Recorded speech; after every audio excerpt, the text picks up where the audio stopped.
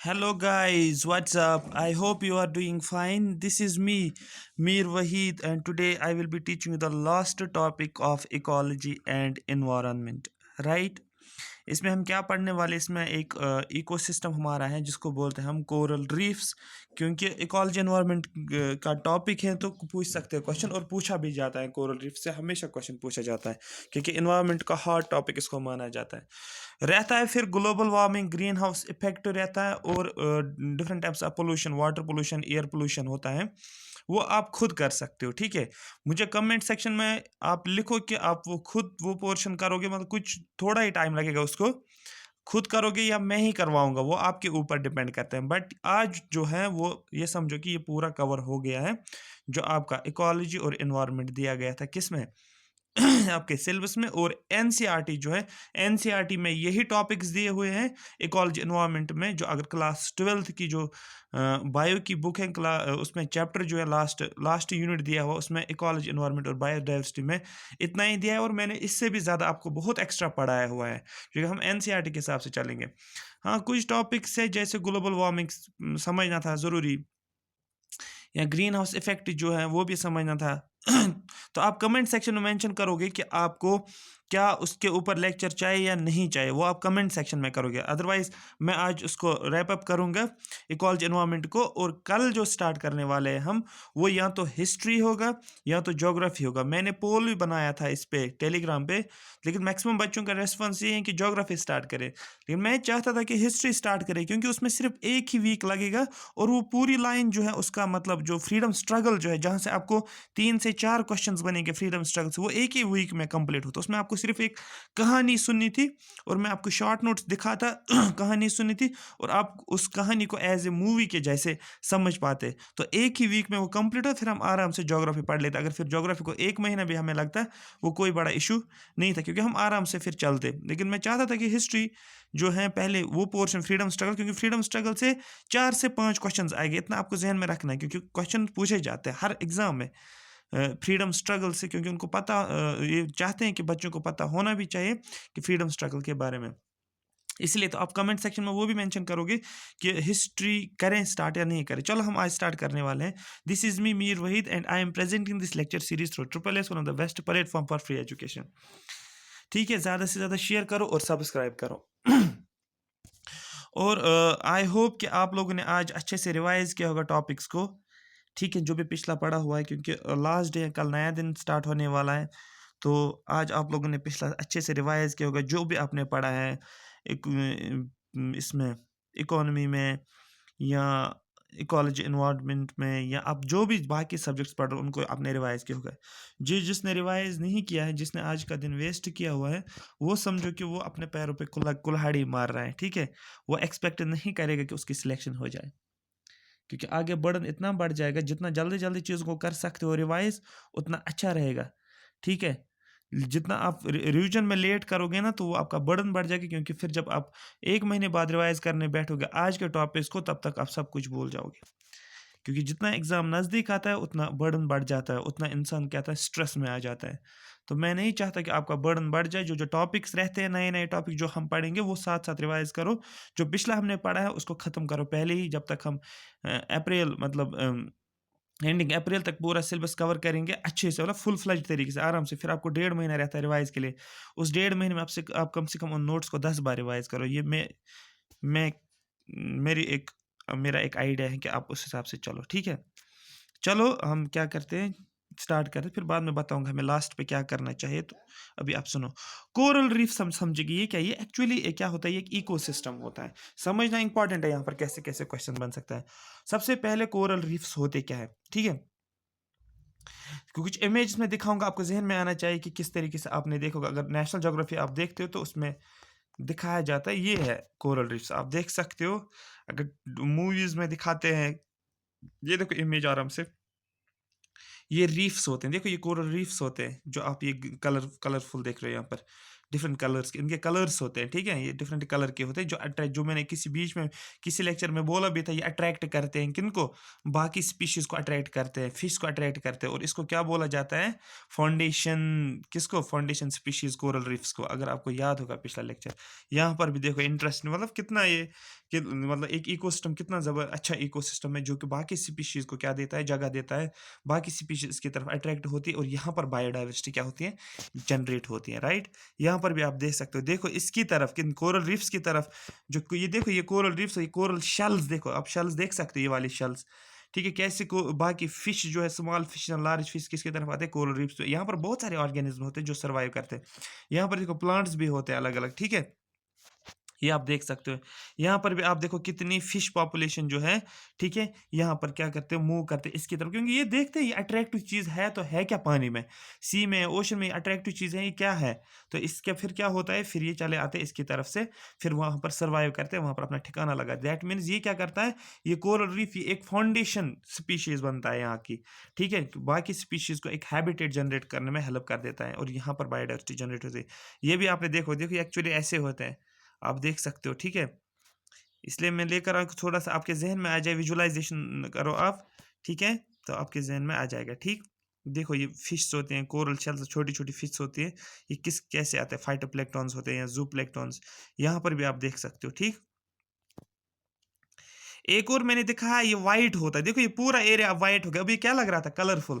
जो जिन coral reefs को क्या बोला जाता है, जब वाइट कलर उनको उनके ऊपर आ जाता है, उसको नाम दिया जाता है, टर्म, उस टर्म को ही नाम दिया जाता है कोरल ब्लीचिंग। आपने सुना होगा, क्वेश्चन आएगा, what do you understand by coral bleaching. ये वाइट, जब कोरल्स की डेथ होती है, ठीक है, तो जब कोरल्स की डेथ होती है, जो उस पर एनिमल्स होते हैं, किसमें, उसको कोरल एक एनिमल एक्चुअली होता है, जब उसकी डेथ होती है तो क्या हो जाता है, ये पूरा वाइट कलर का दिखता है, इसको बोलते हैं हम कोरल ब्लीचिंग। ये हमें समझना है, थोड़ा सा मैं आपको आइडिया दे रहा हूँ। फिर हमें जानना है किन किन एरियाज में, वर्ल्ड के कौन कौन से एरियाज है जहाँ पर कोरल रिफ्स देखने को मिल रहा है, क्या इंडिया में है या नहीं है। जब हम देखते हैं कौन कौन सा कॉन्टिनेंट है, यहाँ पर हमें पता चल रहा है कि ये देखो ये ऑस्ट्रेलिया है, ठीक, आप देख सकते हो यहाँ पर नॉर्थ अमेरिका है, साउथ अमेरिका है, अफ्रीका है, ठीक है, अफ्रीका, और यहाँ पर आप देख सकते हो ये यूरोप है, ये इंडिया है। अगर आप इंडिया में देखोगे, यहाँ पर ध्यान से अगर आप देख सकते हो, यहाँ पर रेड डॉट्स है, ठीक है, और कहाँ गया ये, हाँ, यहाँ पर इस रीजन में देख सकते हो, और यहाँ पर भी आप देख सकते हो कोरल्स है। क्वेश्चन आ गया इंडिया में कोरल्स है, कौन से कोरल्स है, उनका नाम क्या है, ये हमें आज जानना है। आपको आइडिया लग गया होगा हम क्या पढ़ने वाले हैं आज के लेक्चर में। चलो हम स्टार्ट करते हैं, ठीक है, आइडिया लगा आपको, राइट। चलो समझना है कौन कौन से क्या है ये कोरल रीफ, ठीक है, क्या ये लिविंग है, क्या ये डेड है, क्या क्या किस किस की रिलेशन होती है। ये एक एक्चुअली सिम्बायोटिक एसोसिएशन होती है दो ऑर्गेनिजम्स की, एक होता है प्लांट और एक होता है एनिमल। जो एनिमल जो होता है उसको बोला जाता है, एक्चुअली वो पॉलिप होता है, उसको नाम दिया जाता है पॉलिप, याद रखो, उसको नाम क्या दिया जाता है, पॉलिप। और जो एल्गी होती है, एल्गी मतलब एक प्लांट होता है, समझो आप, मतलब प्लांट नहीं, सॉरी, एक एल्गी होता है, ठीक है, ये इस एल्गी का नाम प्लांट नहीं है, ये एल्गी रखो याद, एल्गी होता है, ठीक है, एक होता है पॉलिप, POLYP, पॉलिप होता है, और होता है हमारे पास एल्गी होता है। ये क्या दिखाते हैं, एक सिम्बायोटिक एसोसिएशन दिखाते हैं। एल्गी बोल रहे हैं, जो ये कोरल्स जो होते हैं, ठीक है, ये किस में होते हैं, इनकी शेल्स होती हैं, ठीक है, ये इस शेल के अंदर रहते हैं, ये कोरल्स क्या करते हैं, शेल के अंदर रहते हैं। लेकिन ये एल्गी क्या करता है, एल्गी बोलता है इसको कि मुझे जगह चाहिए रहने के लिए, ठीक है, कोरल इसको बोलता है ठीक है मैं आपको जगह देता हूँ, लेकिन एक शर्त पे, मुझे खाना चाहिए, ठीक है, मुझे खाना मुझे खाना चाहिए। ये एल्गी इसको बोल रहा है ठीक है कोई मसला नहीं, मैं आपको क्या करके दूंगा, मैं आपको खाना देता हूँ। कैसे, क्योंकि आपको पता है एल्गीज जो होती है फोटोसिंथेसिस परफॉर्म करते हैं। जब एल्गीज फोटोसिंथेसिस परफॉर्म करते हैं वो क्या बनाते हैं, फूड को बनाते हैं। जब वो फूड को बनाते हैं तो दैट मीन्स इस पॉलिप जो होता है, कोरल जो होता है, उसको खाना मिलता है। इसका मतलब जब कोरल को खाना मिलता है और पॉलिप, कोरल मतलब जो कोरल पॉलिप है इसको खाना मिलता है, फूड मिलता है, और जो हमारे पास ये एल्गी होता है इसका नाम होता है जूजेंथलीन, याद रखो जूजेंथलीन होता है, जूजेंथलीन, मैं फिर से रिपीट कर रहा हूँ, ये एल्गी होता है, इसको जगह मिल रही है, तो इसका मतलब ये इसको स्पेस देता है रहने के लिए, और कोरल पॉलिप जो होता है उसको क्या मिलता है, फूड मिलता है। ये क्या होती है, एक सिम्बायोटिक एसोसिएशन होती है। क्वेश्चन आएगा कि एसएसबी में कि कोरल रीफ्स में आपको कौन सी एसोसिएशन देखने को मिल रही है, आपको बोलना है वहां पर सिम्बायोटिक एसोसिएशन। दोनों को फायदा होता है, मतलब दोनों का फायदा क्या होता है, म्यूचुअलिज्म। अगर आप सब लोगों ने सुना होगा, एक उस तरीके का कॉन्सेप्ट बोला जाता है। तो यहाँ पर यही मैं कहने वाला हूँ, symbiotic relationship of coral. Coral क्या होता है, अब ये एक एनिमल होता है विद जूजेंथलिन, किसके साथ, जूजेंथलिन। यहाँ पर मैंने लिखा कोरल और यहाँ पर मैंने क्या बनाया, ये जूजेंथलिन है। इनके बीच में क्या होती है, और ये इस तरीके से होता है कोरल शेल के अंदर, और इनके बीच में क्या होता है, एक रिलेशन होता है। ये जो होता है, ये एल्गी जो क्या करता है, ये इसको फूड देता है, फोटोसिंथेसिस परफॉर्म करके फूड प्रिपेयर करता है, और फूड कौन खाता है, वो खाता है ये पॉलिप। और पॉलिप क्या करता है, इसको स्पेस देता है, इसके अंदर रहने के लिए स्पेस देता है। आई होप यहाँ तक आपको समझ आएगा। Symbiotic relationship of coral with zooxanthellae, that is question आएगा कौन सा एल्गी है, उसका नाम क्या है। कोरल किसके साथ सिम्बायोटिक एसोसिएशन बनाता है, आपको पर्टिकुलरली याद रखना है इसको, जूजेंथलिन को। ठीक है, ठीक है। कोरल्स एक्चुअली क्या होते हैं, कोरल्स एक्चुअली कलरलेस होते हैं। अब देखो मैं बताऊंगी कलरफुल कहाँ से आ जाता है। ठीक है, कोरल जनरली मैंने क्या बोला, ये कोरल होता है, मतलब कोरल रीफ होता है, इसके अंदर कौन है, इसके अंदर ये कोरल है, कोरल पॉलिप है। अब जब ये पॉलिप यहाँ पर है, ये इसका कलर कोई कुछ भी कलर नहीं होता, इसके कलरलेस होता है, लेकिन इसके अंदर जो ये प्लांट्स होते हैं, ठीक है, ये क्या करते हैं, फूड प्रिपेयर करते हैं, सॉरी क्या बोलते हैं, एल्गी जो होते हैं, एल्गी कलरफुल होते हैं। एल्गी क्या होते हैं, ये एल्गी कलरफुल होते हैं। मैं इसको कलरफुल बनाऊंगा यहाँ पर, ये एल्गी क्या होते हैं, ये कलरफुल एल्गीज होते हैं यहाँ पर। ठीक है, और इस कलरफुल एल्गी की वजह से क्या होता है, ये पूरा सिस्टम हमें क्या देखने को मिल रहा है, कलरफुल देखने को मिल रहा है। अगर आपने अभी देखा होगा, अभी वाले इमेज, वहाँ पर क्या होता है, डिफरेंट कलर्स के ऐसे देखने को, वो एक्चुअली एल्गी जो होते हैं, डिफरेंट कलर की एल्गीज हमें देखने को मिल रहा है। ठीक, यहाँ पर देखो ये बन गया एक, हमने क्या बनाया, एक कोरल बना लिया, हमने कोरल रीफ बना लिया। अब बताऊंगे रीफ भी क्या होता है, ये एक्चुअली आइलैंड की बात यहाँ पर कर रहे हैं।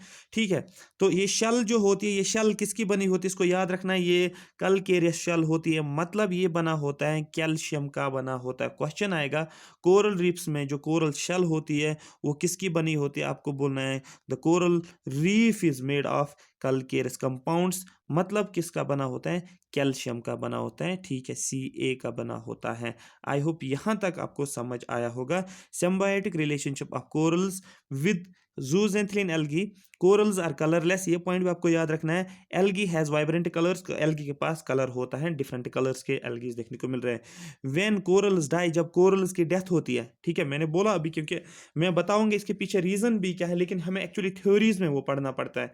जो कोरल की थ्योरीज होती है, कोरल आइलैंड्स हम पढ़ते हैं, उनकी थ्योरीज पढ़नी पड़ती हैं। तो सब्सिडेंस थ्योरी होते हैं, बहुत सारी थ्योरीज, वो बन जाता है ज्योग्राफी का ऑप्शनल, ये ज्योग्राफी का ऑप्शनल में पढ़ना पड़ता है। जिन्होंने मास्टर्स किया होगा, PhD किया होगा ज्योग्राफी, उनको पता होगा थ्योरीज पढ़नी पड़ती है एक्चुअली। लेकिन सिविल सर्विस में क्या करना पड़ता है, हमें वो चीज़ें पढ़नी पड़ती है थ्योरीज कोरल्स के ऊपर। तो यहाँ पर जब कोरल्स की डेथ होती है, क्योंकि टेम्परेचर, ये एक इनके लिए एक टेम्परेचर होना चाहिए जो सुटेबल टेम्परेचर होता है इनके लिए, 25 से 27 डिग्री जनरली लिखा है, कुछ बुक्स लिखती है, कुछ बुक्स लिखती है 20 से 25 के आसपास। तो अगर वो टेम्परेचर ज़्यादा हो जाता तो कोरल्स की डेथ होती है, वो वहाँ पर सर्वाइव नहीं करते हैं। आ रही बात समझ, तो जब कोरल्स की डेथ होती है, when corals die there remains are calcareous, तो फिर बचेगा क्या वहाँ पर, फिर कोरल की शेल्स ही देखने को मिलेगा, क्योंकि कोरल खुद मर जाता है अंदर से, और ऊपर क्या बचता है, शेल्स, वहाँ पर क्या होता है, शेल्स देखने को मिल रहा है। और जब हम देखते हैं ये बड़े कोरल्स होते हैं, ठीक है, और ये आइलैंड्स देखने को हमें मिल रहा है। क्वेश्चन आएगा, ये कोरल जब डेथ होती है और कोरल रीफ्स जो बन जाते हैं, ये क्या, किन के कंपाउंड्स होते हैं, आपको बोलना है ये कैल्केरियस होते हैं, मतलब कैल्शियम कंपाउंड्स होते हैं।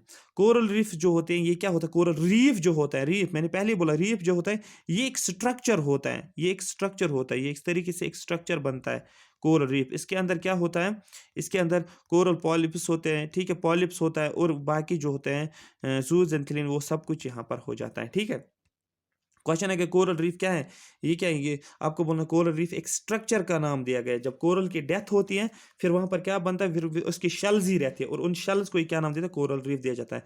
क्वेश्चन यहाँ पर है कि कोरल्स को सर्वाइव करने के लिए कितना टेम्परेचर चाहिए, जैसे हमारी बॉडी का एक एवरेज टेम्परेचर होता है, ठीक है, इस एग्जैक्टली वैसे ही क्या होता है टेम्परेचर, कोरल्स को सर्वाइव करने के लिए टेम्परेचर कितना होना चाहिए, 25 से 27 डिग्री सेंटीग्रेड। और जब हम क्या पढ़ेंगे, लैटिट्यूड्स हम पढ़ेंगे, फिर देखेंगे एक ऐसा लैटिट्यूड होता है जिस लैटिट्यूड के आसपास हमें क्या देखने को मिल, हर लैटिट्यूड पे एक टाइप ऑफ टेम्परेचर देखने को मिल रहा है, सेम टाइप ऑफ टेम्परेचर देखने को मिल रहा है, मतलब 25, 26, 27 या 20, 22, 23 इसके आसपास जब टेम्परेचर देखने को, उन रीजन्स में हमें, वर्ल्ड के रीजन्स में क्या देखने को मिल रहा है, कोरल्स देखने को मिलेगा। ये हम आगे जानेंगे अभी। तो इतना आपको याद रखना है, टेम्परेचर कोरल्स को सर्वाइव करने के लिए कितना होना चाहिए, मोस्ट इंपॉर्टेंट पॉइंट है 25 से 27। कुछ बुक्स लिखती है 20 से भी 27 भी लिख सकते हो, 23 से 27 भी लिख सकते हो, लेकिन इतना याद रखो कि 30 से ज़्यादा नहीं है और 20 से 25 से 20 से कम नहीं है, बस 20 से 30 के आसपास है। ठीक है। सैलिनिटी कितनी होनी चाहिए वाटर की, क्योंकि जैसे मैंने कल बोला था, हमने पढ़ा था, हमने क्या पढ़ा था कल, हाँ, हमने मैंग्रोव्स पढ़ा था। मैंने बोला था ना वो किस में रहते हैं, वो उस पानी में रहते हैं जिसको बोलते हैं सेलाइन वाटर, ठीक है। सेलाइन वाटर में रहते हैं, सैलिनिटी होते हैं, ठीक है, जिनको हाइड्रोफाइट्स बोलते हैं, हेलोफाइट्स भी बोल सकते हो आप, ठीक है। तो यहाँ पर भी ये उस पानी में रहते हैं जिसकी सैलिनिटी कितना होनी चाहिए, 33 ppm। ppm आपने केमिस्ट्री में पढ़ा होगा, इनको बोलते हैं पार्ट्स पर मिलियन होता है, ये एक यूनिट होता है, इसको आपको ज़्यादा गुस्सा नहीं है, बस इतना ही याद रखो। टेम्परेचर होना चाहिए 25 to 27 डिग्री सेंटीग्रेड है, फ़ारेनहाइट नहीं है, सेंटीग्रेड्स में टेम्परेचर दिया हुआ, और सैलिनिटी कितनी होनी चाहिए, 33 ppm। मोस्ट इंपॉर्टेंट टॉपिक माना जाता है इकोलॉजी एनवायरनमेंट में, एसएसबी में भी क्वेश्चन मिलेगा इसमें, और सिविल सर्विस में तो पूछा ही जाता है, इसमें हम छोड़ नहीं सकते इसको, ठीक है। उसके बाद जो होता है कोरल, एक ये मैंने इसको टिक किया है ना इस पे, coral reefs are called as tropical rain forest of ocean. Question आएगा, जैसे हमने क्या देखा, हमारे पास ट्रॉपिकल रेन फॉरेस्ट होते हैं, जैसे हमारे पास डेसिडुअस फॉरेस्ट होते हैं, एवरग्रीन फॉरेस्ट होते हैं, सेमी एवरग्रीन फॉरेस्ट होते हैं, अलग अलग रीजन्स में ये फॉरेस्ट होते हैं, और हम उनको नाम देते हैं, अलग अलग लैटिट्यूड्स के आसपास देखने को मिल रहा है, जैसे फॉरेस्ट को हम नाम देते हैं। एग्जैक्टली वैसे ही ओशंस में जो कोरल रीफ्स होते हैं, ये ओशन है, यहाँ पर जो कोरल रीफ्स होते हैं, उन ये ओशन अगर है, यहाँ पर जो कोरल रीफ्स होते हैं ऐसे ऐसे, इनको नाम दिया जाता है tropical rain forest of ocean. Question आएगा कि tropical rain forest of oceans के कौन होते हैं, आपको बोलना है कोरल रीफ्स, ना कि आपको मैंग्रोव्स वहां पर टिक करना है। किनको बोला जाता है tropical rain forest of oceans, आपको बोलना है कोरल रीफ्स को बोला जाता है। बहुत ज्यादा एक्सपेक्टेड क्वेश्चन है, इसको 5 स्टार लगा लो, इसको याद कर लो। हाँ, अब क्वेश्चन है next, survive in very narrow range of conditions. जैसे मैंने बोला, इनके लिए रहने के लिए कुछ कंडीशंस होते हैं, जैसे टेम्परेचर कितना होना चाहिए, पी सैलिनिटी कितनी होनी चाहिए, ठीक है। Very response to change in their environment, अगर इन्वायरमेंट में चेंज होता है, जैसे कि टेम्परेचर बढ़ जाता है, ओशन का टेम्परेचर बढ़ जाता है, जो ही ओशन का टेम्परेचर 27 से ऊपर जाता है, मतलब 30 से ऊपर ऊपर हो जाता है, ये कोरल्स क्या होते हैं, ये बाहर निकल के आते हैं। किस से बाहर निकल के आते हैं, शेल से। देखो मैंने पहले ही बोला, ये पॉलिप्स कहाँ पर होते हैं, पॉलिप शेल्स के अंदर होते हैं, ठीक है। अब क्या होता है यहाँ पर, ये इनकी एसोसिएशन किनके साथ होती है, इन प्लांट्स के साथ एसोसिएशन, सॉरी इन एल्गेज के साथ एसोसिएशन होती है।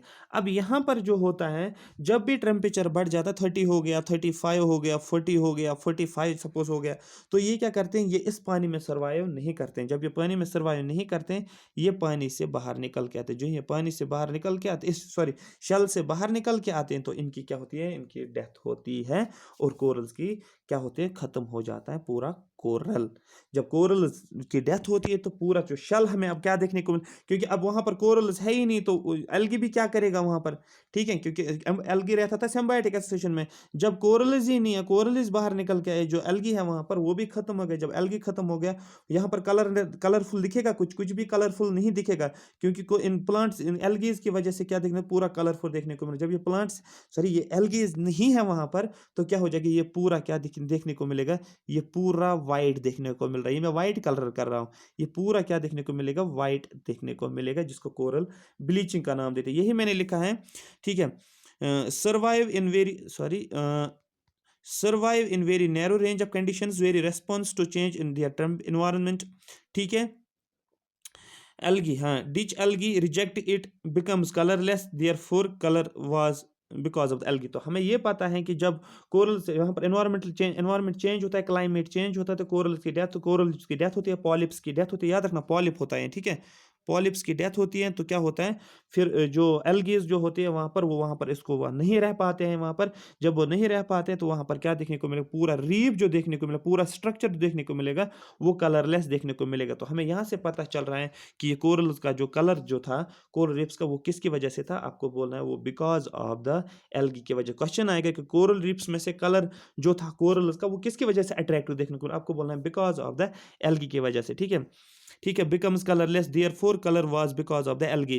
Process is called as coral bleaching. मैंने बोला जो ही कोरल की डेथ होती है, उस प्रोसेस को ही हम क्या नाम देते हैं, कोरल ब्लीचिंग। पूरा एरिया हमें अब वाइट देखने को मिल रहा है, ठीक है। मेजर रीजन क्या हो सकता है जनरली कोरल्स की डेथ का, क्वेश्चन आएगा कि कोरल्स की डेथ होती है, मेन रीजन क्या, आपको बोलना है क्लाइमेट चेंज। क्लाइमेट चेंज का मतलब क्या होता है, ग्लोबल वार्मिंग की वजह से होता है, या high carbon dioxide in oceans में क्या होता है, ज्यादा कार्बन डाइऑक्साइड क्या किया जाता है, सिंक एब्जॉर्ब हो जाता है। मैंने पहले ही बोला था, ओशंस को भी और फॉरेस्ट्स को भी क्या कहा जाता है, कार्बन सिंक का नाम दिया जाता है। आई होप यहाँ तक आपको कोरल रीफ्स के बारे में एक अच्छी खासी बेसिक इंफॉर्मेशन तो मिल गई होगी। आगे हमें देखना है ठीक है। देखो क्या होता है, एक्चुअली होता है क्या है जब यहाँ पर हमने क्या बोला था, ओशन जो होता है ये एक्ट क्या कर रहे हैं, ये पानी है इसमें ये H2O, ओशंस एक्ट क्या कर रहे हैं एज़ ए कार्बन सिंक, इसमें क्या चला जाता है, कार्बन इसके अंदर चला जाता है। जैसे मैंने फॉरेस्ट्स को भी बोला था, फॉरेस्ट्स भी क्या करते हैं, कार्बन सिंक का काम करते हैं। जो भी कार्बन डाइऑक्साइड रिलीज़ होता है एटमॉस्फेयर में वो कौन एब्ज़ॉर्ब करता है, फॉरेस्ट्स। और कार्बन को जो होता है वो कहाँ पर चला जाता है, कार्बन जो होता है वो ओशंस में भी सिंक होता है। जब कार्बन डाइऑक्साइड की कंसंट्रेशंस ओशन में बढ़ जाते हैं तो डेफिनेटली वो क्या करेंगे, वो हीट रेज को ट्रैप कर लेते हैं। जब हीट रेज को ट्रैप कर लेते हैं तो इसका मतलब ओशन का टेम्परेचर बढ़ जाता है। जो ही ओशन का टेम्परेचर बढ़ जाता है तो ओशन में क्या देखने को मिल रहा है, मतलब टेम्परेचर बढ़ने से क्या हो जाता है, कोरल रीफ्स की डेथ हो जाती है, यहाँ पर मतलब पॉलिप्स की डेथ हो जाती है। तो दैट मीन जब ओशंस में कार्बन की कंसंट्रेशन बढ़ जाती है तो उसको हम नाम देते हैं कार्बोनिक एसिड, को ओशन में जनरेट होता है। जब कार्बोनिक एसिड जनरेट होता है ओशंस में, उस प्रोसेस को नाम दिया जाता है ओशन एसिडिफिकेशन। बस इतना आपको याद रखना है। क्वेश्चन है कि ओशन एसिडिफिकेशन क्या होता है, आपको बोलना ओशन क्या करते हैं, ये एक्ट कर रहे हैं एज ए कार्बन सिंक। जब कार्बन ओशंस में चला जाता है वो वाटर के साथ रिएक्ट करता है और क्या हो जाता है, क्या बनता है, कार्बोनिक एसिड्स बनते हैं, जैसे H2SO4 सल्फ्यूरिक एसिड, इस तरीके से कार्बोनिक एसिड होता है। जब कार्बोनिक एसिड बनता है इस प्रोसेस को ही हम नाम देते हैं ocean acidification. This carbonic acid starts dissolving coral reefs, इसकी वजह से जो ये रीफ्स होते हैं, जो ये स्ट्रक्चर होता है, ये स्ट्रक्चर क्या होता है, अब मैंने बोला था ना शेल्स जो होती हैं ये क्या होने लगती है, ये शेल्स क्या होती है, ये अब क्या होने लगता है इनको, ये डिजॉल्व होने लगता है इस कार्बोनिक एसिड की वजह से। ठीक है, सपोज ये मैं यहाँ पर कार्बोनिक एसिड लगा रहा हूँ, अब ये शेल्स जो होती हैं ये क्या होती है, डिक्लाइन होना शुरू, पहले इतना था, अब ये इतना हो गया, फिर इतना था, फिर ये इतना हो गया, फिर इतना था, फिर इतना हो गया, तो ये क्या होता है, डिजॉल्व होना शुरू होती है। क्योंकि कैल्शियम का मैंने बोला होता है, इसका मतलब जब ओशंस, जब ये वाटर किसके साथ रिएक्ट करता है, एसिड के, इसके साथ, कार्बन डाइऑक्साइड के साथ, तो कार्बनिक एसिड बन जाता है। कार्बनिक एसिड जब किसके साथ मिल जाता है, कैल्शियम के साथ मिल जाता है, तो वहाँ पर क्या हो जाता है, एक रिएक्शन हो जाती है, ये डिजॉल्व होना शुरू होता है। जैसे आप चीनी डालते हो पानी के अंदर, ये जो जो साल्ट डालते हो पानी के अंदर, वो पूरा डिजॉल्व होता है, एग्जैक्टली वैसे ही कोरल रीफ्स भी डिजॉल्व हो जाते हैं। ठीक है, this carbonic acid starts dissolving coral reefs and coral bleaching takes place, जिसकी वजह से कोरल ब्लीचिंग। अदर रीजंस भी क्या है, मरीन पोल्यूशन, जो हम क्या करते हैं, वाटर पोल्यूशन की बात करते हैं, मरीन पोल्यूशन, जैसे इंडस्ट्रीज होती है, फैक्ट्रीज होती है, या जो वेस्ट होते हैं, हम क्या करते हैं, इंडस्ट्रीज से वेस्ट जो निकलते हैं, या इंडस्ट्रीज में हम दिन में प्रोडक्शन जो करते हैं, ठीक है, जो भी चीज़ें बनाते हैं, केमिकल इंडस्ट्रीज होते हैं, बहुत सारी इंडस्ट्रीज होते हैं, फिर हम लास्ट पे क्या करते हैं, उसको शाम के टाइम पे हम पूरी इंडस्ट्री को वॉश करते हैं, मतलब उन इंस्ट्रूमेंट्स को धो लेते हैं, वॉशिंग करते हैं पानी की वजह से। फिर इंडस्ट्रीज के पार्ट्स गर्म होते हैं, हॉट होते हैं, उसकी वजह से वो पानी गर्म हो जाता है, वही गर्म पानी कहाँ पर चला जाता है, वही हम रिवर्स में छोड़ देते हैं, रिवर्स में कहाँ चला जाता है, फिर सीज में चला जाता है, जिसकी वजह से क्या होता है, उसका टेम्परेचर भी बढ़ जाता है, जिसकी वजह से कोरल सर्वाइव नहीं करते। बहुत सारे रीजन है, बट ये लिटिल बिट में आपको थोड़ा सा आइडिया दे रहा हूँ चल क्या रहा है पूरा सिस्टम। और ये नॉलेज होनी आपको चाहिए, ये नॉलेज होने आपके लिए बहुत ज़्यादा ज़रूरी है, चल क्या रहा है इन्वायरमेंट में, किन किन किन किन किन फैक्टर्स को ध्यान में रखना होता है। ठीक है, तो अच्छा ये तो अलग है मेरा विल्किंसन रिपोर्ट, इसको नहीं ध्यान नहीं देना, ये अलग है, ये अलग है, ये अलग है, ग्लोबल असेसमेंट रिपोर्ट हमें लिखना पड़ता है, छोड़ो इस चीज़ को। चलो नेक्स्ट चलते हैं। ये आगे आपको यहाँ पर समझ, तो यहाँ पर अब पढ़ेंगे हम types of coral reef. Question आता है कि इंडिया में कौन सा टाइप कोरल रीफ है, ऑस्ट्रेलिया में जो एक सबसे बड़ा वर्ल्ड का कौन सा कोरल रीफ है, बैरियर रीफ उसको बोलते हैं, वो कहाँ पर है, वो ऑस्ट्रेलिया में। इंडिया में कौन सा कोरल रीफ है, ये कहाँ पर है, ये सभी चीज़ें हमें जानना है, फैक्चुअल जो होता है, थोड़ा थोड़ा कोई पॉइंट जो एग्जामिनेशन पॉइंट ऑफ व्यू के लिए होता है, लेकिन इसके लिए बैकग्राउंड हमें पता होना चाहिए है क्या एक्चुअली चीज़ें, और बैकग्राउंड आपको समझ आया होगा। यही मैं पढ़ूंगा यहाँ पर। Corals are tiny sea animals, ठीक है, मैंने पहले बोला था which lives on the bottom of the ocean floor, जो कहाँ पर रहते हैं, ओशन के बॉटम फ्लोर पे। Which when they die their exoskeleton, जो इसका शेल होता है उसका नाम क्या देते हैं, एक्सोस्केलेटन, गेट इज डिपॉजिटेड, और ये क्या होता है, ये अब डिपॉजिट होता है, क्योंकि ये जब ये इनकी डेथ हो जाए, ठीक है, कोरल्स डेथ हो जाती है, लेकिन कोरल्स के ऊपर क्या होता है, शल, जैसे टोरटाइज देखो आप, टोरटाइज के ऊपर शल होते हैं ना, टोरटाइज अगर मर जाएगा तो शल वैसे ही रहेगा ना। आपको बात समझ में, एग्जैक्टली वैसे आप समझो, जब कोरल्स की डेथ होती है, जो उसकी शल जो होती है, इस तरीके से शल होती है ना, ये शेल्स होती है, ठीक है, ये ऊपर ग्रो होता जा रहा है, विद टाइम के साथ साथ ग्रो होता जा रहा है, ग्रो होता जा रहा है, ठीक है। जब इनकी डेथ होती है, देयर एक्सोस्केलेटन गेट्स डिपॉजिट, इनका एक्सोस्केलेटन क्या होता है, डिपॉजिट होना शुरू हो जाता है। जब ये डिपॉजिट होना शुरू हो जाता है, ये किसका बना होता है, ये एक्सोस्केलेटन, मैंने पहले बोला था कैल्केरियस कंपाउंड्स का, मतलब कैल्शियम कार्बोनेट का, CaCO3 जिसको बोला जाता है, and form a land type strata, और जैसे ये एक लैंड दिख रहा है, जैसे हमारे पास एक कॉन्टिनेंट होता है, एग्जैक्टली वैसे ही ये देखने को मिल रहा है, क्योंकि ये बड़े बड़े स्ट्रेटास होते हैं, ठीक है। नेट पे देखना, यूट्यूब पे आपको बहुत ज़्यादा मजा आएगा देखने में, उनको बोला जाते हैं कोरल आइलैंड्स। क्वेश्चन आएगा कोरल डिपॉजिट्स क्या है, आपको बोलना है ये एक्चुअली कोरल आइलैंड्स होते हैं। क्वेश्चन आएगा ये कोरल आइलैंड्स किसके बने होते हैं, आपको बोलना है ये कैल्शियम कार्बोनेट के होते हैं। क्वेश्चन आएगा कि ये कहाँ से आया है, आपको बोलना है ये एक्चुअली कोरल रीफ्स जो कोरल पॉलिप जो थे उनके ऊपर शल होती है, लेकिन जब कोरल पॉलिप्स की डेथ होती है ये शल क्या होती है, ये एक दूसरे के ऊपर होते हैं, ठीक है। कोरल्स की जब डेथ होती है ये शल जो होते हैं ये एक आइलैंड की शेप ले लेता है, जब ये आइलैंड की शेप ले लेता है उसको हम नाम देते हैं कोरल आइलैंड्स। बात समझ में आ रही है? एक्चुअली होता है क्या, देखो क्या होता है, ध्यान से समझो समझो, ये मैं ओशन बना रहा हूँ या सी बना रहा हूँ, ठीक। यहाँ पर क्या होता है कोरल रीफ्स ऐसे ऐसे, ठीक है। कोरल पॉलिप था उसकी डेथ होती है, लेकिन इसके ऊपर रीफ्स ऐसे ऐसे होते हैं, ऐसे ऐसे होते हैं, ऐसे बन जाते हैं, ठीक है। यहाँ पर देखो ध्यान से, यहाँ से शुरू हो गया बॉटम से, इस तरीके से आता है ऊपर ऊपर ऊपर ऊपर, ग्रो होता जा रहा, ग्रो होता जा रहा, ग्रो होता जा रहा, ठीक है ना, हाँ ग्रो होता जा रहा। अब देखो यहाँ पर, एक सेकंड रुको, यहाँ पर क्या था, यहाँ पर पूरा पानी है, ध्यान से समझो इस चीज को, हो चल क्या रहा है सिस्टम, आपको समझना है कॉन्सेप्ट। और लगून क्या होता है, LAGOON, लगून का मतलब भी क्या होता है। यहाँ पर देखो ये पूरा पानी है, क्योंकि ये पानी की लेवल होगी ना, तो यहाँ पर भी डेफिनेटली पानी होगा, क्योंकि ये ओशन का ही पार्ट है, लेकिन बीच में कोरल रीफ्स ग्रो हो गए, कोरल रीफ बन गया, तो इसमें हम क्या कर सकते हैं, लेकिन पानी तो पानी ही रहेगा ना यहाँ पर। ध्यान से समझिए, ये हो गया। अब देखो जब आप ओशन में जाते हो आप क्या देखते हो, जब एक ऐसा पार्ट होता है ओशन के अंदर या सी के अंदर, जब चारों के हर साइड से पानी होता है, उसका हम क्या नाम देते हैं, आइलैंड। जब आप देखते हो इसको, यहाँ से भी पानी देखने को मिल रहा है, यहाँ से भी पानी, ये तो 2D में ऐसे ही दिखेगा, इसको हर साइड से पानी होता है, क्योंकि बीच में होता है ना, हर साइड से पानी होता है, दैट मीन्स इसको अब क्या नाम देंगे हम, इसको हम नाम देते हैं ये आइलैंड होता है।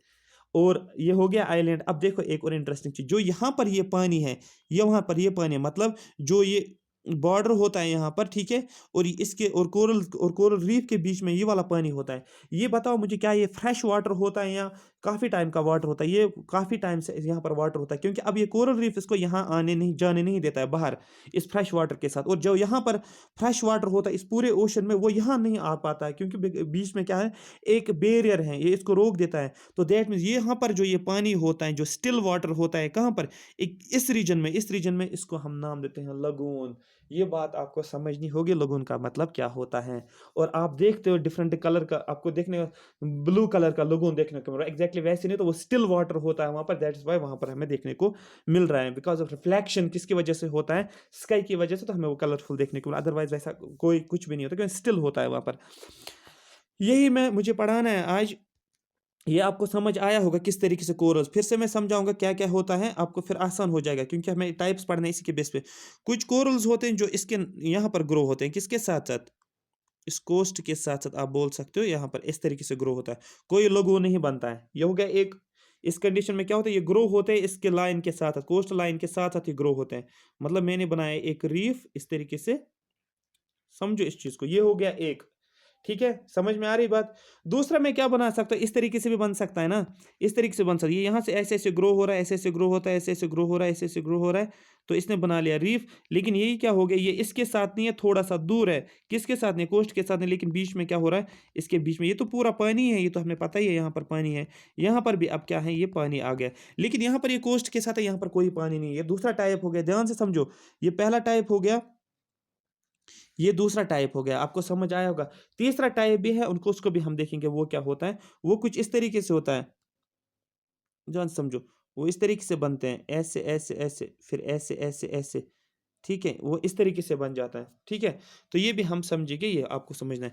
क्वेश्चन है सबसे पहला, there are 3 main types of coral reefs on the base of shape of formation. मैंने शेप्स कोई दिखाया ना आपको, शेप के बेसिस में हम कोरल रीफ्स को 3 टाइप्स में डिवाइड करते हैं। नंबर फर्स्ट होता है फ्रिंजिंग रीफ्स, नंबर सेकंड जो होता है, ये तो फ्रिंजिंग हो गया, बेरियर रीफ्स, ठीक है, बेरियर रीफ्स, ठीक है, बेरियर बन जाता है, ठीक है। और थर्ड जो होता है दैट इज एटॉल्स, मैंने पहले बोला आपको एटॉल्स, देखो इसका शेप क्या है, एटॉल का शेप कुछ इस तरीके से, एक्चुअली ऐसे ऐसे होता है, ये ऐसे ऐसे बन जाता है, वो बीच में खाली रहता है और बीच में पूरा पानी होगा, कुछ इस तरीके से। दूसरा टाइप ऐसे होता है, मैंने अभी आपको बताया था, दूसरा टाइप ऐसे ग्रो करता है इसके साथ साथ, ये हो गया दूसरा।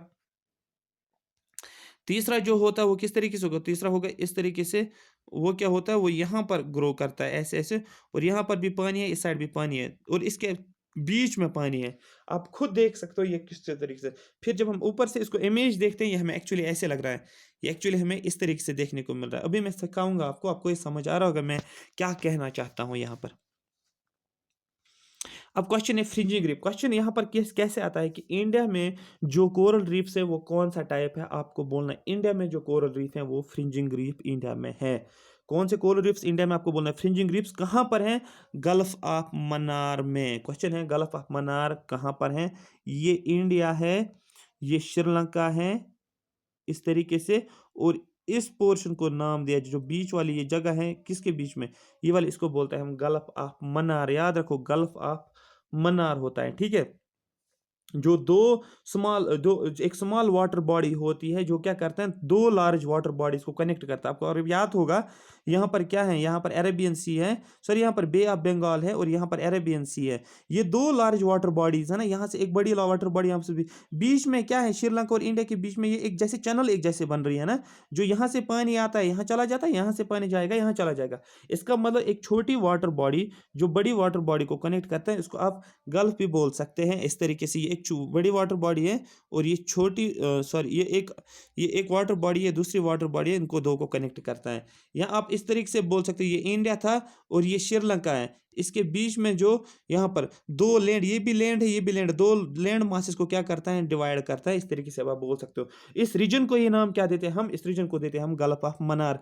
क्वेश्चन है इंडिया में कौन सा फ्रिंजिंग रीफ है, कौन सा आपको बोला इंडिया में कौन सा टाइप ऑफ कोरल रीफ्स देखने को मिला, आपको बोलना है इंडिया में जो है that is fringing reef. Question आएगा कि कहां पर देखने को मिल रहा है, किस लोकेशन पे एग्जैक्टली, आपको बोलना है गल्फ ऑफ मन्नार में, इसलिए ये हाईलाइट किया हुआ है यहाँ पर, बहुत ज्यादा इंपॉर्टेंट है।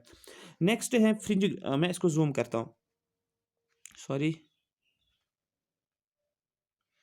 ये पूरा अच्छे से समझना, इसलिए मैं बार बार रिपीट करूँ। Fringing reefs, these are narrow belts of coral reefs developed along the continental margins. मैंने पहले ही बोला आपको ये कहाँ पर होते हैं, कॉन्टिनेंटल मार्जिन्स के ऊपर होते हैं। मतलब मैं बताऊंगा कॉन्टिनेंटल मार्जिन्स क्या होते हैं। They are usually attach to the coastal land, ये कोस्टल लैंड के साथ अटैच होता है, but occasionally they are separated from the shore. ये थोड़ा सा शोर से क्या होते हैं, सेपरेट होते हैं by a shallow and narrow lagoon called as boat channel. इस लगून को क्या बोलते हैं, इसको बोट चैनल बोलते हैं। आपको ये चीज याद रखना है। फ्रिंजिंग रिफ्स क्या होते हैं, ये ऐसे रिफ्स होते हैं, ठीक है, इस तरीके से, जो कि ग्रो कहां पर करते हैं, जो कोस्ट के साथ जो होता है कॉन्टिनेंटल मार्जिन्स पे। तो क्वेश्चन आएगा कि कॉन्टिनेंटल मार्जिन्स, क्योंकि मैंने पहले बोला था ये कॉन्टिनेंट होता है, ये कॉन्टिनेंटल मार्जिन्स होता है। फिर कॉन्टिनेंटल मार्जिन्स के बाद आप बोल सकते हैं कॉन्टिनेंटल स्लोप होता है, फिर ठीक है, फिर ओशन राइज होता है, ये ओशन राइज होता है, यहाँ पर ओशन राइज होता है, ठीक है, यहाँ पर कॉन्टिनेंट्स होते हैं, ये कॉन्टिनेंटल स्लोप होता है। बहुत सारे जब आप ओशंस पढ़ोगे, मतलब ओशनोग्राफी पढ़ोगे, उसमें देखने को मिल रहा है। जनरली ये कहाँ पर ग्रो करता है, ये ग्रो करता है कॉन्टिनेंटल मार्जिन्स। क्वेश्चन आएगा कि फ्रिंजिंग रीफ जो होता है ये कहाँ पर राइज होता है, ये कहाँ पर ग्रो करता है, आपको बोलता है ये अटैच होता है कोस्टल लैंड के साथ, अटैच होता है, ये कोस्ट के साथ बनता है। और फिर बोला भी जाता है कि थोड़ा सा एक चैनल थोड़ी सी बनती है, यहाँ पर थोड़ी सी एक चैनल बनती है जिसको हम क्या बोलते हैं, बोट चैनल। इस तरीके से अगर ये ग्रो होता है, ऐसे ऐसे थोड़ा सा देखने को मिल रहा है, यहाँ पर एक थोड़ी सी छोटी सी चैनल बन जाती है, उसको बोलते हैं बोट चैनल, जिसको हम क्या बोलते हैं, एक लगून बन जाता है। बस इतना आपको याद रखना है। क्वेश्चन आएगा कि जो है, अब ये देखो, ये इस तरीके से है, ठहरो एक सेकंड, ये इस तरीके से है, ठीक। अब देखो यहाँ पर ये इस तरीके से ग्रो करता है, ऐसे ऐसे ऐसे ऐसे ग्रो करता है, ठीक। और ये क्या किसके साथ, ये इससे सेपरेट होता है और इसी चैनल को बोट चैनल का नाम देते हैं यहाँ पर, ठीक है। क्वेश्चन आएगा कि फ्रिंजिंग रिफ्स वर्ल्ड में कहाँ किन किन एरियाज में देखने को मिला, आपको बोलना है सिंगापुर में होता है, ठीक है, जो आइलैंड है सिंगापुर आइलैंड ही है। जेंजीबार आइलैंड एक है जहाँ पर, जो कि अफ्रीका में है। और गल्फ ऑफ मन्नार जो है ये भी कहाँ पर है, ये इंडिया में है, याद रखना, ठीक है। ये क्वेश्चन पूछा जाएगा फ्रिंजिंग रिफ्स कहाँ पर देखने को मिल रहा है। बस अगर आप देखोगे यहाँ पर, देखो फ्रिंजिंग रिफ क्या है, ये है ना, ये लैंड होता है एक्चुअली, ये क्या है, ये कोस्टल लाइन है, ये कोस्ट है, ये क्या है, ये पूरा सी है, यहाँ पर ये देखो सी है। तो यहाँ पर क्या देखो, देखो सी के इसके फ्लोर से ग्रो होता जा रहा है, ग्रो होता जा रहा है, और इस तरीके से ग्रो होता जा रहा है। ये ब्लैक जो है इसको फ्रिंजिंग रिफ बोलते हैं, ठीक है, ये सी के लेवल होते हैं यहाँ पर। आयो फिर जब ऊपर से हम देखते हैं इसको, इमेज देखते हैं, ऊपर वाली इमेज, ऊपर से टॉप से जब देखते हैं हमें इस तरीके से एक व्यू देखने को मिल रहा है। बस इसमें आपको नहीं जाना, आपको ये शेप समझनी है, ऊपर वाली शेप जो होती है। आई होप यहाँ तक आपको ये बात समझ आई होगी। नंबर सेकंड जो है दैट इज बैरियर रीफ। ये क्या करता है, ये बैरियर एक क्रिएट करता है। मैंने पहले ही बोला यहाँ पर ये कोस्ट से क्या होता है, ये कोस्ट से दूर होता है। यहाँ पर ये कोस्ट होता है ना यहाँ पर, लेकिन ये कोस्ट से दूर ग्रो होता है, ऐसे ग्रो होता है। Sorry, I will show you. ये ग्रो जो होता है ये यहाँ पर कोस्ट से दूर दूर ऐसे से ग्रो होता है। तो देखो यहाँ पर पूरा पानी आपको देखने को मिल रहा है, यही पानी जो होता है इसको लोगोन का नाम देते हैं। बस आपको ये समझना था। तो यहाँ पर हमें क्या पढ़ना है, barrier reefs, these are largest coral reefs. Question आएगा कि जो 3 टाइप्स ऑफ कोरल रीफ्स उसमें से सबसे बड़ा कोरल रीफ कौन सा आपको बोलना है, वो है बेरियर रीफ। ठीक है, off the coastal platform but parallel to the them, ये कोस्ट के क्या होता है, कोस्ट से दूर होता है। ठीक है, कोस्ट के साथ नहीं होता, अटैच नहीं होता है, लेकिन क्या होता है, ये ग्रो होता है उसके पैरेलल में। कोस्ट अगर इस तरीके से कोस्ट है ना, उसके पैरेलल ही ग्रो होता है। ये कोस्ट इस तरीके से देखो, ऐसे कोस्ट है, और ये भी क्या करता है, इसके पैरेलल में ही ग्रो करता है, कोस्ट के पैरेलल में ग्रो करता है।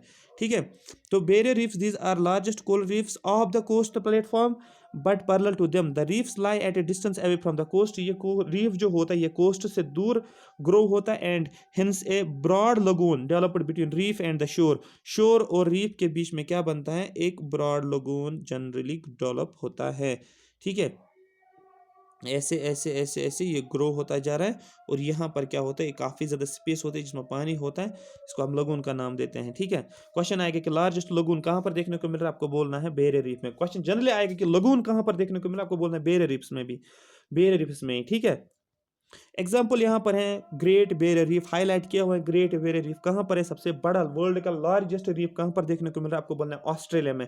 क्वेश्चन आएगा कि उसका नाम क्या है, आपको बोलना है उसका नाम है ग्रेट बेरियर रीफ। और याद रखो, ऑस्ट्रेलिया को जनरली नाम दिया जाता है ओशिनिया भी। ठीक है, ओशिनिया भी, उस कॉन्टिनेंट को अगर आप जानोगे, क्या बोलते हैं, डिफरेंट कॉन्टिनेंट्स होते हैं, तो वहाँ पर ओशिनिया भी लिखा जाता है, उसे कंफ्यूज नहीं होना। ऑस्ट्रेलिया को जनरली बोला जाता है ओशिनिया। ओशिनिया में बहुत सारे कॉन्टिनेंट्स एक्चुअली आते हैं, आइलैंड्स आते हैं, लेकिन उसको जनरली डिस्क्राइब किया जाता है ऑस्ट्रेलिया के लिए। तो यहाँ पर मैंने लिखा example great barrier reef of north east Australia. अगर हम ऑस्ट्रेलिया यहाँ पर बनाएंगे, ऑस्ट्रेलिया की कुछ शेप कुछ इस तरीके से, जब हम वर्ल्ड मैप बनाते हैं, ये ऑस्ट्रेलिया है, ऑस्ट्रेलिया कॉन्टिनेंट है, ये आइलैंड है ऑस्ट्रेलिया का। और कहाँ पर है, अगर मैं ये क्या करूँगा, ये ईस्ट है, ये वेस्ट है, ये नॉर्थ है, ये साउथ है। ठीक है, ये नॉर्थ ईस्ट रीजन में, मतलब ये एग्जैक्टली कहाँ पर होना चाहिए, ये इस रीजन में होना चाहिए, ऑस्ट्रेलिया के इस वाले, ना कि इस वाले रीजन में। ठीक है, ये इस वाले रीजन में होना चाहिए। ठीक है, कौन सा, great barrier reef, north eastern region of Australia में। इसकी लेंथ कितनी है, 1200 mile long, is the largest of all the barrier reefs. जितने भी वर्ल्ड में बेरियर रीफ्स, उसमें सबसे बड़ा जो है क्या होता है, ग्रेट बेरियर रीफ, जो कि ऑस्ट्रेलिया में। इंडिया में बेरियर रीफ है कोई, इंडिया में कोई भी बेरियर रीफ नहीं है, सिर्फ कहाँ पर, सिर्फ कहाँ, सिर्फ वर्ल्ड में तो है हर जगह पर, सबसे लार्जेस्ट उसमें ग्रेट बेरियर रीफ ऑस्ट्रेलिया में। इंडिया में बेरियर रीफ नहीं है। इंडिया में क्या है, कौन सा रीफ है, अभी जो मैंने बोला था आपको, इंडिया में जो है that is fringing reef. Shape भी आपको पता चल गया होगा। थर्ड जो है, थर्ड टाइप जो है दैट इज एटॉल्स। एटॉल किसको बोलते हैं, समझो। एटॉल का मतलब मैंने अभी बोला था आपको, अगर आपको जहन में होगा, मैंने इस तरीके से बोला आपको, ये अगर सी है तो ये क्या होते हैं, ये इस तरीके से ग्रो होते हैं, इस तरीके से, ऐसे ऐसे ऐसे ऐसे। ठीक है, ये यहाँ ऐसे ऐसे ग्रो होते, फिर यहाँ पर होते होते होते इस तरीके से, कुछ इस तरीके से शेप बनाते हैं, उसमें बीच में पूरा पानी होता है, ये पूरा कवर ही कर लेता है। ठीक है, तो ये लिखा दे आर सर्कुलर और हॉर्स शू। क्वेश्चन आएगा कि सर्कुलर शेप का कोरल रीफ कौन सा, आपको बोलना है वो है एटॉल, ATOLLS, एटॉल्स। ठीक है, दे आर सर्कुलर और हॉर्स शू शेप्ड। इनका शू जो होता है हॉर्स का शू जैसे देखने को मिल रहा है, हॉर्स का शू जो होता है इस तरीके से। एनक्लोजिंग ए लगून, और इसके बीच में क्या होता है, लगून होता है। देखो आप यहाँ पर देख सकते हो, ये जिसमें पानी होता है, ये स्टैटिक होता है ये पानी। ठीक है, often without any central island, यहाँ पर कोई भी सेंट्रल आइलैंड नहीं है, अगर आप खुद देख सकते हो यहाँ पर बीच में कोई आइलैंड ही नहीं है। ठीक है, ये पूरा लैंड देखो, ये पूरे लैंड के ऊपर ही आ गया। ठीक है, the depth of the lagoon is few meters only with sand and limestone debris at the bottom। ये इस कोरल रीफ की जो डेप्थ, सबसे क्वेश्चन है कि सबसे कम डेप्थ किस कोरल रीफ की होती है, आपको बोलना है सबसे कम डेप्थ जो होती है, लीस्ट डेप्थ जो होता है वो एटॉल्स होते हैं, क्योंकि इसके बॉटम में क्या होता है, ये एक्चुअली सैंड और कुछ लाइमस्टोन होता है, डेब्रिस होता है, इसके ऊपर ये ग्रो होना देखने को मिल रहा है। क्वेश्चन आ जाएगा ये कहाँ पर देखने को मिल रहा है, आपको बोलना है ये लक्षद्वीप आइलैंड्स में देखने को मिल रहा है। मतलब लक्षद्वीप इंडिया में किस आइलैंड में, अगर मैं इंडिया बना रहा हूँ, ये यहाँ पर श्रीलंका है, तो इसका मतलब ये कहाँ पर देखने को मिल रहा है, ये हमें, ये यहाँ पर एक आइलैंड है जिसको बोलते हैं हम लक्षद्वीप आइलैंड में ग्रो होता है। और यहाँ पर अभी वाला क्या था, ये वाला जो था ये था फ्रिंजिंग रीफ, और यहाँ पर कौन सा होता है, एटॉल्स। क्वेश्चन आएगा एटॉल्स इंडिया में देखने को मिल रहा है, आपको बोलना यस कहाँ पर, आपको बोलना लक्षद्वीप आइलैंड्स में। और लक्षद्वीप आइलैंड मालदीव्स के साथ है। ठीक है, इंडिया क्या बोलते हैं, मालदीव्स के आसपास है, दैट मीन्स अगर यहाँ पर लक्षद्वीप आइलैंड में डेफिनेटली मालदीव्स में भी होगा। और फिजी आइलैंड एक होता है, फाना फूटी, FUNA, फाना फूटी, बहुत ज़्यादा इंपॉर्टेंट होता है, वर्ल्ड ज्योग्राफी जब पढ़नी पड़ती है इन चीज़ों को याद रखना पड़ता है। फाना फूटी आइलैंड ऑफ ये जो है एलिस आइलैंड के साथ। बस आपको इतना याद रखना है कि लक्षद्वीप आइलैंड इंडिया में कौन से आइलैंड कौन से कोरल रीफ्स आपको बोलना है, फ्रिंजिंग रीफ्स भी हैं और आपको बोलना है एटॉल्स भी हैं। फिर क्वेश्चन आ जाएगा कौन सा फ्रिंजिंग रीफ कहाँ पर है, आपको बोलना है वो है गल्फ ऑफ मन्नार में, ठीक है, गल्फ ऑफ मन्नार में। और फिर क्वेश्चन आ जाएगा कि एटॉल्स कहाँ पर है, आपको बोलना है लक्षद्वीप आइलैंड में देखने को मिल रहा है, एटॉल्स की बात देखने को मिल रही है। हॉर्सशू शेपर्ड कौन सा है, आपको बोलना है वो है एटॉल्स, ठीक है। सबसे कम डेप्थ किसके, आपको बोलना है एटॉल्स। क्वेश्चन आएगा सबसे लार्जेस्ट लगून कौन बनाता है, आपको बोलना है वो बेरियर रीफ बनाता है। क्वेश्चन आएगा सबसे लार्जेस्ट बेरियर रीफ वर्ल्ड में कौन सा, आपको बोलना है north eastern barrier reef of Australia होता है। क्वेश्चन आएगा कि क्या बोलते हैं उसको, जो हमारे पास बेरियर रीफ्स जो सॉरी फ्रिंजिंग रीफ जो होते हैं वो किसके साथ ग्रो होते हैं, आपको बोलना है वो अलोंग द शोर होते हैं, वो शोर के साथ अटैच रहते हैं, कोस्टल लाइन के साथ अटैच रहते हैं। क्वेश्चन आएगा कि जो आपके पास बेरियर रीफ होता है क्या वो दूर होता है कोस्टल लाइन से या नज़दीक होता है, आपको बोलना है बेरियर रीफ जो होता है वो दूर होते हैं कोस्टल लाइन से, ठीक है, लेकिन पैरेलली ग्रो होता है। बस ये कुछ पॉइंट्स थे जो आपके जहन में होना चाहिए, रिपीट होना चाहिए आपके दिमाग में। ये आपको समझ आया होगा। अब हमें क्या पढ़ना है, कोरल ब्लीचिंग हम समझेंगे ये होता क्या एक्चुअली। आई होप यहाँ तक ये पूरा समझ आया होगा। कोरल ब्लीचिंग से क्वेश्चन बनता है इसलिए मैं लेकर आया हूँ, क्योंकि कोरल रीफ जब पढ़ते हैं तो कोरल ब्लीचिंग, अब वैसे तो आपको मैंने बताया कोरल ब्लीचिंग क्या होता है। It simply means whitening of algae, algae का वाइट होना, ठीक है, क्योंकि ये किसके साथ रहते थे, ये रहते थे पॉलिप्स के साथ, लेकिन अब वो खत्म हो गए, ठीक है। Whitening of algae and decaying of corals, ठीक है। एल्गी क्या होते हैं, वाइट हो जाते हैं, और कोरल्स क्या होते हैं, ठीक है, वो क्या होते हैं, उनकी डेथ हो जाती है जो पॉलिप होता है due to lack of photosynthesis, क्योंकि फोटोसिंथेसिस नहीं होती है, क्योंकि वहाँ पर क्या होता है टेम्परेचर इतना बढ़ जाता है वो सर्वाइव ही नहीं कर पाते हैं। Global warming is considered to be the most causative factor. एक क्वेश्चन आएगा कि कौन सा मेजर रीजन बोला जाता है कोरल रीफ्स को डेथ, कोरल रीफ्स की डेथ होने की, या कोरल्स की डेथ होने की, या कोरल ब्लीचिंग के लिए कौन सी चीज़ रेस्पॉन्सिबल, आपको बोलना है ग्लोबल वार्मिंग मतलब क्लाइमेट चेंज, ठीक है। Other major causes of bleaching are increase in temperature in the ocean surface, ocean के सरफेस पे टेम्परेचर का इंक्रीज होना, मैंने अभी बोला जब कार्बन डाइऑक्साइड कंसंट्रेशन बढ़ जाती है कार्बोनिक एसिड बन जाता है, जब कार्बोनिक एसिड बन जाता है वो किसके साथ रिएक्ट हो जाता है, कोरल रीफ्स के साथ रिएक्ट हो जाता है, और वहाँ पर क्या हो जाता है, पूरा वो वाइट हो जाता है। दूसरा मैंने एक और रीज़न भी बोला था, मैंने बोला अभी जो जब हम क्या करते हैं इंडस्ट्री से जो हम क्या लेते हैं, इंडस्ट्रीज को वॉश करते हैं, फिर पानी जहाँ से निकलता है वो हॉट वाटर होता है, गर्म पानी होता है, वार्म होता है, वो पानी के साथ मिल जाए, उसमें केमिकल्स भी होते हैं वो भी चला जाते हैं, और सरफेस वाटर क्या होती है वो पूरी ख़राब हो जाती है, और वहाँ पर भी उसकी उनकी वजह से भी डेथ होती है। टेम्परेचर कितना होना चाहिए, 25 से 27, जब टेम्परेचर बढ़ जाएगा तो ये सर्वाइव नहीं कर पाते हैं। मैंने ये भी बोला था कोरल रीफ्स कहाँ पर होते हैं, आपको बोलना है ट्रॉपिकल रीजन्स में देखने को मिल रहा है, और उनको एक नाम से पुकारा जाता है जिसको बोलते हैं tropical rain forest of oceans को बोला जाता है, इनको बोला जाता है tropical rain forest of oceans. Other major factors of bleaching are increase in temperature in ocean surface और solar radiation, organic nutrients etcetera. Question आ जाएगा आपको कि what are the important factors responsible for coral bleaching, और question आएगा कौन से factors हैं जो कि रेस्पॉन्सिबल है किसके लिए, कोरल्स की डेथ के लिए, ठीक है। ये भी पूछ सकते हैं, ये जरूरी नहीं कि वहां से पूछ सकते हैं क्वेश्चन, जब कोरल्स में टॉपिक पूछा जाए कहीं से भी घुमा सकते हो, और बहुत आसान है, उतना वो नहीं है हेक्टिक, बस सिर्फ आपको कहानी पता होनी चाहिए, ठीक है। आप बोलोगे हम डीप में चल पढ़ते हैं, ये कोई डीप वीप नहीं है, यहाँ पर कुछ भी नहीं है, ग्रेजुएट लेवल का है ये, ठीक है। डीप होता है फिर जब इनके बारे में थ्योरीज पढ़ी जाती हैं तो वो उसको डेप्थ बोलते हैं। मैंने थ्योरी यहाँ पर एक थ्योरी भी नहीं बोली मैंने यहाँ पर, ठीक है। As coral reefs are composed of polyps, मैंने पहले ही बोला था कोरल रीफ्स में कौन से एनिमल्स होते हैं, वो होते हैं सी एनिमल्स, जिनको पॉलिप्स का नाम देते हैं, POLYPS जिनको बोलते हैं polyps, and they live in symbiotic relationship with micro algae, जो छोटी छोटी एल्गी होती है उनके साथ, और उसका नाम क्या, उस एल्गी का जूजेंथिलियन।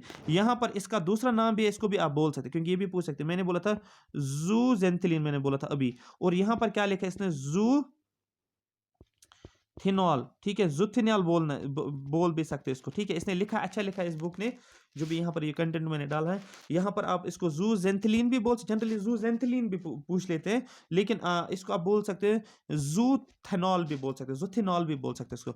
वंस कोरल ब्लीचिंग स्टार्ट्स, एक बार कोरल ब्लीचिंग होती है, दियर जो zooxanthellae gets destroyed first of all, सबसे पहले जो जूजेंथिलीन एल्गी होता है वो खत्म हो जाता है जब कोरल ब्लीचिंग हो जाती है। इन 1919 में क्या होता है, इसने एक थ्योरी दी है कोरल रीफ्स की, इसको नाम है Alfred mayor, observe the coral bleaching for the first time. सबसे क्वेश्चन आएगा कि सबसे पहले कोरल ब्लीचिंग किसने आइडेंटिफाई किया, ऑब्जर्व किया कि कोरल रीफ्स को जो वहाँ पर रीफ्स देखने को मिल रहा है वाइट कलर का, आपको बोलना है उसका नाम था अल्फ्रेड मेयर। कब? 1919 में। जब मैं हिस्ट्री पढ़ाऊंगा 1919 में क्या हुआ था यहाँ पर आपको बोलना है रोलेट एक्ट हुआ इंडिया में। रोलेट एक्ट क्या था? मतलब वो ब्लैक लॉ था। जब हम चीज़ों को मैं पढ़ाऊंगा ना वहाँ पर लिंक ऐसे ही किया जाता है। जब आप कोई भी टॉपिक पढ़ते हैं कुछ चीज़ों को लिंक करते हैं, हम हिस्ट्री को भी यहाँ से लिंक कर सकते हैं। Observed at the coral bleaching for the first time, but it was noted seriously by the scientists in 1998। लेकिन 1998 में साइंटिस्ट ने सीरियसली इसको क्या किया है, नोट्स किया हुआ। तब तक थोड़ा सा ही आइडेंटिफाई किया था। Further they advocated for the serious implementation of international law to conserve the coral reefs. फिर क्या बोला गया कि हमें क्या करना पड़ेगा, हमें अब इंटरनेशनल लॉज को इम्प्लीमेंट करना पड़ेगा कोरल रीफ्स को कंजर्व करने के लिए। मैंने कल ही बोला था जब मैंने बायोडाइवर्सिटी कंजर्वेशन पढ़ाया था आपको कि हर एक बायोडाइवर्सिटी को हमें कंजर्व करना पड़ता है, क्योंकि ये अगर फाउंडेशन स्पीशीज़ हैं इसके ऊपर बहुत सारी स्पीशीज़ डिपेंड है। अगर इसकी डेथ होती है तो स्पीशीज जो है वो वहाँ पर हमें देखने को नहीं मिल रहा है, फिशेस नहीं देखने को मिलेगा, बहुत सारी चीज़ें देखने को नहीं मिलेगी। जब उस एरिया में कोरल ब्लीचिंग है उस अट्रैक्टिवनेस की वजह से, जो पॉलिप्स के अट्रैक्टिव इनकी एल्गी के अट्रैक्टिवनेस की वजह से या कोरल रीफ की अट्रैक्टिवनेस की वजह से क्या मिल रहे थे, बहुत सारे sea animals fish, large fish, small fish attract होते थे किसकी तरफ, उसकी तरफ। तो वहाँ पर वो सर्वाइव करते थे और वहाँ के एरिया जो लोग जो थे वो क्या करते, फिशिंग ग्राउंड बनता था उनके लिए, और जो इकोनॉमी में सबसे ज़्यादा कंट्रीब्यूट करता है। अब देखो इकोनॉमी के साथ कैसे इन चीज़ों को लिंक करते हैं। अगर क्वेश्चन लिखना भी होता है, खासकर मैं इनके लिए बोल रहा हूँ जो यूपीएससी के लिए तैयार है, सिविल सर्विस के लिए तैयार, क्वेश्चन पूछा जाएगा how the impact of coral bleaching how the decline of coral reefs or the coral bleaching will impact the economy of the world। तो ये जनरली पूछा जाता है फिशरीज के बारे में, मतलब ये जनरली क्वेश्चन पूछा जाता है कि बायोडाइवर्सिटी को कंजर्व करने के लिए, मतलब यहाँ पर कोरल ब्लीचिंग के कंजर्वेशन की जनरली बात कर रहे हैं।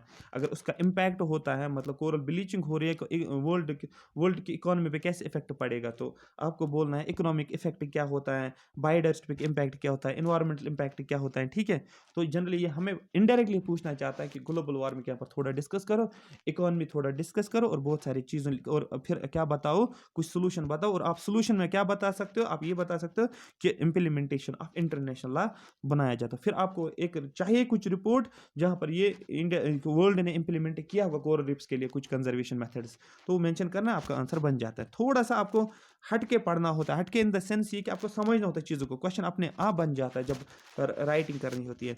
India was also striving to protect and conserve coral reefs. India ने भी कुछ स्टेप, यहाँ पर लिखा भी इसने, इंडिया ने भी कुछ स्टेप्स लिए हुए हैं, किस लिए, कोरल रीफ्स को कंजर्व करने के लिए। In their adjoining coastal regions, in किन रीजन्स में, कोस्टल रीजन्स में। Centre for marine living resources and ecology बनाया गया, एक सेंटर बनाया गया है जिसमें क्या बोला जाता है, इस सेंटर को किस लिए बनाया गया है, इस सेंटर को बनाया गया है कोरल रीफ्स को प्रोटेक्ट करने के लिए, क्योंकि डेफिनेटली इंडिया को करना ही करना है। आप बोलोगे फिर इंडिया को क्या मजबूरी है, इंडिया कर रहा है, पूरा वर्ल्ड क्यों नहीं कर रहा है, क्योंकि ये जो है ये रिज, क्योंकि इंडिया में भी क्या है, मैंने अभी बोला बेरियर रीफ्स इंडिया में भी है और एटॉल्स इंडिया में भी है। दैट मीन्स अगर ये इनको कंजर्व करेंगे तो यहाँ पर फिशिंग ग्राउंड बनेगा, और जब फिशिंग ग्राउंड इन रीजन्स में बनेगा तो दैट मीन्स वो कोस्टल रीजन जो होंगे इंडिया के, वो क्या करेंगे, सबसे ज़्यादा फिशिंग करेंगे। एक तो वो फिश इंडिया में भी डिस्ट्रीब्यूट करेंगे और उसकी इकोनॉमी जनरेट हो जाएगी और जीडीपी ग्रो हो जाएगा, और उसी को क्या कर सकते हैं वो बाहर कंट्रीज में भी क्या कर सकते हैं, वो बेच सकते हैं, उन फिशेस को बेच सकते हैं। ठीक है, लो टेम्परेचर पे जो आजकल हो जाता है, ठीक है, कोल्ड कंडीशंस पे। ठीक है, तो फ्रोजन कंडीशंस में रखकर फिर उनको भेजा जाता है। तो ये बहुत ज़्यादा इंटरेस्टिंग चीज़ है। India is also striving to protect and conserve, ये भी स्ट्राइव कर रहा है, ये भी स्ट्रगल कर रहा है कि कोरल रीफ्स को किस तरीके से कंजर्व किया जाता है। और इन्होंने एक सेंटर बनाया है, आपको याद रखना है, centre for marine living organism and ecology, इसको नाम रखा गया है CMLR। और कहाँ पर है, कोचीन में, is also working for this direction. ये भी क्या कर रहा है, कोरल रीफ्स के कंजर्वेशन की तरफ ही कुछ स्टेप्स लेने जा रहा है या लिया है इसने। आई होप यहाँ तक आपको ये कोरल रीफ्स का खेल पूरा समझ आया होगा, कॉन्सेप्ट पूरा समझ आया होगा। ये देखो जो ये वाटर स्विमर्स होते हैं जो पानी में चले जाते हैं, ओशन के अंदर घुस जाते हैं, ठीक है, ये किस तरीके से इनको एनालाइज करते हैं देख लेते हैं। इससे भी डिस्टर्बेंस होती है इनकी, क्योंकि ये अगर इन्हें जगह बनाई होती, ये भाग जाते हैं, उनको फिर अपनी जगह मिलती नहीं है जहाँ पर इन्होंने ये रहते हैं। ठीक है, यहाँ पर आप देख सकते हो कितने कलरफुल हैं ये। ठीक है, ये एक्चुअली क्या होता है, ये एल्गी होता है। यहाँ पर देखो फिशेस अट्रैक्ट होती है यहाँ पर, डिफरेंट टाइप्स ऑफ फिश। अब देखो ये फिशिंग ग्राउंड कितना जनरेट होता है। लास्ट में मैं एक चीज़ दिखाऊंगा आप लोगों को। यहाँ पर देखो ये कोरल ब्लीचिंग है, यहाँ पर देखो bleached corals on Australia Great Barrier Reef, फरवरी 2017 के ये है।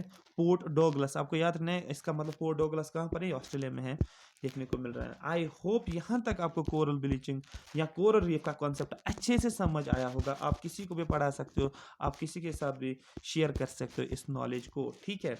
ठीक है ना।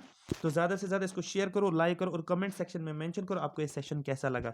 उसके साथ एक और चीज़ भी करो, लाइक भी करो, ठीक है। लाइक आप नहीं करते हो, ठीक है, लाइक भी करो ज़्यादा से ज़्यादा। और दूसरी बात ये कि आप कमेंट सेक्शन में मेंशन ये करो कि आप जो है आपको हिस्ट्री चाहिए अब या आपको ज्योग्राफी चाहिए, जो मैं कल स्टार्ट करने वाला हूँ। और इकोनॉमी हमारा साथ साथ चलेगा, हम इकोनॉमी को नहीं छोड़ने वाले हैं। कुछ टाइम, थोड़ा ही टाइम लगेगा इकोनॉमी को, ठीक है। बीच में मैं एक लेक्चर लेकर आऊँगा इकोनॉमी का, वो 1 घंटे का होगा या 1.5 आवर का होगा, उसमें बहुत सारा कंटेंट मैं लेकर आऊँगा। फिर बीच में एक और लेक्चर होगा, 3 या 4 लेक्चर में पूरा इकोनॉमी कंप्लीट। लेकिन उसके साथ साथ हम बाकी सब्जेक्ट्स को कवर करेंगे साथ साथ साथ, सो दैट आपका इंटरेस्ट जो है पूरे सब्जेक्ट्स में बनता रहेगा। अदरवाइज आप क्या हो जाओगे, बोर हो जाओगे। इसीलिए हर एक चीज़ को हमें कंटिन्यू चलाना पड़ता है एंड तक।